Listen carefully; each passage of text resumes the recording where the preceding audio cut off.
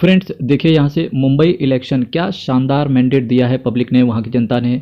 एक stable government, जी हाँ, एक स्टेबल गवर्नमेंट। अब मुंबई तो डेवलप करेगा ही, साथ ही इससे इकोनॉमी को भी बहुत ज़्यादा बेनिफिट होगा। एक्चुअली ये कैसे होगा?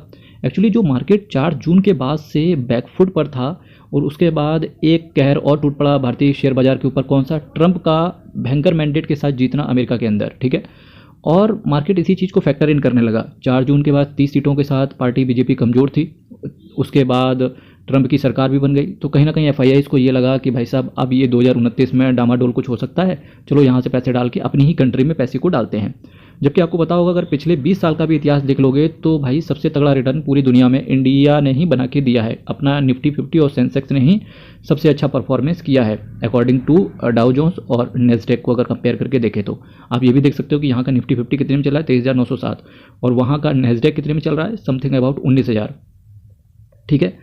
तो अब मार्केट यहाँ से मेरे भाई यू टर्न लेगा, क्योंकि 22,600 जो कहीं ना कहीं मार्केट को बिल्कुल एक रास्ते में सीढ़ी ही नहीं दिख रही थी, अभी मुंबई ने कहीं ना कहीं एक सीढ़ी डाल दी है बिल्कुल कि नहीं, अरे रुको 22,600 कैसे है, मैं बीच में रास्ता दे रहा हूँ ना। तो अब ये जो 23,907 के बाद से जब मार्केट ऊपर चलेगा तो अब मार्केट 24,300, जी हाँ 24,300 यहाँ से ऊपर जाएगा। करीब करीब 500 पॉइंट अगर यहाँ से ऊपर गया मार्केट, तो आप ये मान के चलना जिनके पास म्यूचुअल फंड नेगेटिव हो चुके थे, जिनके शेयर्स अच्छे शेयर्स फंडामेंटली स्ट्रॉन्ग शेयर्स नीचे हो चुके थे, अब वो वापस से ऊपर चलना स्टार्ट होंगे। यही होता है बेनिफिट जब आप क्लियर मैंडेट किसी एक गवर्नमेंट को देते हो, ठीक है। अब मार्केट चूंकि यहाँ से यू टर्न लेगा ही, क्योंकि एफआईआई सेलिंग भी यहाँ से अब रुकेगी। जी हाँ, एफआईआई को जो डर था मार्केट के अंदर भारतीय पॉलिटिकल एनवायरनमेंट को लेकर के, अब एक्चुअली वो भी आएंगे। किसी ने एक बार बड़े अच्छे इंटरव्यू में सुन रहा था, इंटरव्यू तो खैर अच्छा ही होता है जो भी हो, इंटरव्यू में एक दिग्गज इन्वेस्टर का ही इंटरव्यू सुन रहा था, शायद वो फंड मैनेजर थे किसी म्यूचुअल फंड एजेंसी के। मैं सुनता रहता हूँ, समीर राज को भी सुनता हूँ, एक्चुअली मोतीलाल ओसवाल के जो रामदेव अग्रवाल साहब हैं उनको भी सुनता हूँ, अनिल अग्रवाल साहब जो वेदांता के अच्छे अच्छे जो दिग्गज लीडर हैं उनको भी सुनता हूँ मैं, ठीक है। क्योंकि देखो इनसे क्या होता है ना, एक क्योंकि ये लोग जितना कनेक्टेड रहे हैं मार्केट से, इनका जो पास्ट का एक्सपीरियंस है, उनसे बहुत कुछ सीखने को आपको मिलता है, ठीक है। अब चूंकि देखिए यहाँ से डीआईएस की खरीद चूंकि चली रही लगातार, एफआईआईज भी की उनकी भी सेलिंग अब यहाँ से रुक जाएगी। एक बड़े वहाँ पर बोला था बड़े दिग्गज इन्वेस्टर ने या फंड मैनेजर बोल दो, उन्होंने ये बोला था कि एफआईआईज जो आज की डेट पे बेच रहे हैं ना, यकीन मानो उन्हें महंगा ही खरीदना आना पड़ेगा। और देखो शायद अब ऐसा ही होगा, क्योंकि जैसे ही मार्केट अब यहाँ से मुंबई ने जो काम कर दिया है ना, उससे एफआईआईज को कम से कम बहुत तगड़ा झटका लगा होगा, जिसकी वजह से मार्केट उसी झटके में हो सकता है 24,500 को भी हम क्रॉस करते हुए नजर आए। अब एफआईआईज इंडिया से गुरु पहली बार ऐसा होगा कि रिटेल इन्वेस्टर उनको धूल चखा के भेजेंगे। गुरु अब देश बदल चुका है, अब यहाँ पर आप जैसा कहेंगे वैसा नहीं होगा। अब यहाँ पर जो रिटेल इन्वेस्टर सोचेगा अब यहाँ पर वैसा ही होगा, ठीक है। 2025 वहीं से मैं बता रहा हूँ, 2025 शानदार रह सकता है भारतीय शेयर बाजार के लिए, क्योंकि अब इसके बाद दिल्ली का इलेक्शन है। सबको पता है दिल्ली के इलेक्शन में क्या होने वाला है, फिर भी चूंकि मार्केट इस चीज़ को फैक्टर इन बिल्कुल नहीं करेगा। अगर बीजेपी सरकार वहाँ से भी पुराने मैंडेट से भी तगड़ा अगर उन्होंने परफॉर्मेंस दिया, तो आप ये मान के चलना मार्केट गुरु फिर नहीं रुकेगा, मार्केट ऊपर ही जाएगा। अब देखिए आपको यहाँ से क्या सीखना है, पॉलिटिकल एंगल यहाँ से बिल्कुल नहीं लेना, आपको सिर्फ अपने बारे में सोचना है कि किस तरीके से ये चीज़ें चलती हैं। परसों के दिन के बृहस्पतिवार तक सब डर रहे थे, शुक्रवार के बाद से बिल्कुल सब पॉजिटिव हो गए।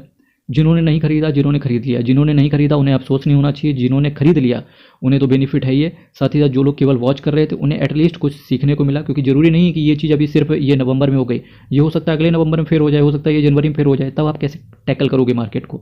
ऐसे ही आपको मार्केट को टैकल करना है। निफ्टी 50 23,907 है, और अभी तक के हाल के हिसाब से देखें तो गिफ्ट निफ्टी देखिए 24,042 है, तो गिफ्ट निफ्टी को वैसे भी मार्केट क्रॉस करेगा और गिफ्ट निफ्टी भी पॉजिटिव। हम लोग एक्चुअली एक तरीके से अगर बात करें तो सोमवार के दिन, चूँकि मैं वीडियो संडे की रात को रिकॉर्ड कर रहा हूँ, तो सोमवार के दिन मुझे ऐसा लगता है हम लोग 300-400 पॉइंट ऊपर ही खुलेंगे और क्लियर मैंडेट बिल्कुल। एक्चुअली जो वहाँ पर मुंबई के इलेक्शन की जो शानदार पार्टी थी ना, वो शुक्रवार को भी नहीं हुई, शनिवार को भी नहीं हुई, रविवार को नहीं होगी, वो आज के दिन होगी, जो कि आप देख रहे होगे जब तक कि आपको ये वीडियो मिलेगा।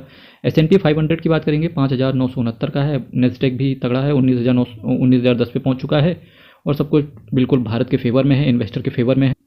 फ्रेंड्स देखिए actually who took the risk in NTPC green IPO, क्योंकि प्रीमियम बिल्कुल निगेटिव था, निगेटिविटी बिल्कुल मार्केट में फैली हुई थी। उसके बाद शुक्रवार को जो कांड हुआ उसके बाद तो देखो क्या क्या हालत हो गई है। Finally who took the risk कहते हैं, मार्केट उन्हीं को रिवॉर्ड करता है जो रिस्क लेते हैं। 400-500 रुपये तक का बेनिफिट देखने को मिल सकता है, क्योंकि फाइनली NTPC ग्रीन IPO का जो ग्रे मार्केट प्रीमियम है वो 3.24% पॉजिटिव आ गया। पॉजिटिव किस वजह से आया? बस ये मुंबई इलेक्शन का सब कुछ है भाई साहब। जब एक स्टेबल सरकार बनती है तो इसी तरीके से तगड़े रिटर्न इन्वेस्टर्स को देखने को मिलते हैं। एनवायरो इंफ्रा का आईपीओ खुला हुआ है और इसका 35% प्रीमियम इसका चल रहा है। हालांकि प्रीमियम की कोई गारंटी नहीं होती, सिंपल सी बात है। कभी भी आप 30, 35, 40% प्रीमियम पर भरोसा भी नहीं करना, क्योंकि कब रातों रात उड़ जाएंगे पता भी नहीं चलेगा। इसके साथ ही एक एफपीओ नहीं, एक ओएफएस खुलेगा जिसका नाम है प्रोटीन। जी हाँ, प्रोटीन। वहाँ पर एनएससी एक्चुअली पूरी तरीके से शायद एग्जिट हो रहा है, तो ओएफएस खुलेगा। तो जनरली ओएफएस में अगर पास्ट में बात करें तो कुछ खास रिटर्न देखने को नहीं मिला। अभी ओएफएस इससे पहले आया हुआ था हिंदुस्तान जिंक का, जो कुछ खास इन्वेस्टर्स को रिटर्न बना के नहीं दे पाया। और प्रोटीन ई गवर्नेंस, उसका सबसे अच्छा एक टारगेट ये रहा कि मुंबई उसको भी बेनिफिट करेगा।